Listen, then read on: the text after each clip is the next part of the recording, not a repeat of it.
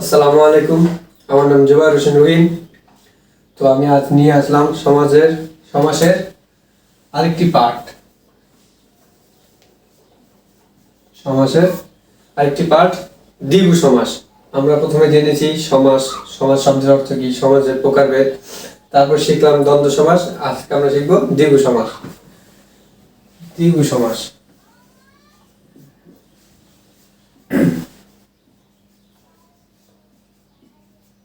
তো দ্বিগু সমাস মূলত কি আমরা শর্ট ভাবে জানবো, যেন আপনাদের মনে থাকে। শর্ট ফর্মুলায় দ্বিগু সমাস কি, যে পূর্বপদ এবং পরপদের শেষে সমাহার যুক্ত হয়। সমাহার যুক্ত করা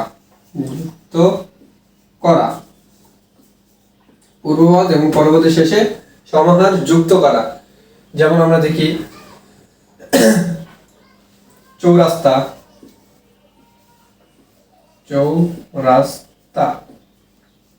তার মানে কি চার রাস্তার সমাহার। চৌ বা চার রাস্তার সমাহার। আপনার চাইলে এখানে চৌ দিতে পারেন বা চারও দিতে পারেন, ডাজন্ট ম্যাটার, দুটোটাই হবে, চৌ বা চার রাস্তার সমাহার। তো আরেকটা দিকে আমরা ত্রিপদী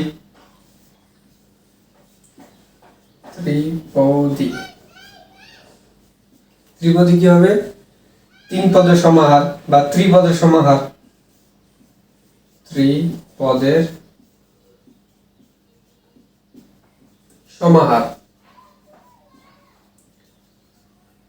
তারপর আরো আছে যেমন শতাব্দী, শত অব্দের সমাহার।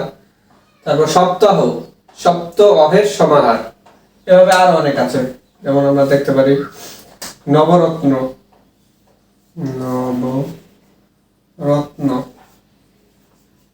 এটা কি হতে পারে? নয় রত্নের সমাহার। নয় রত্নের সমাহার।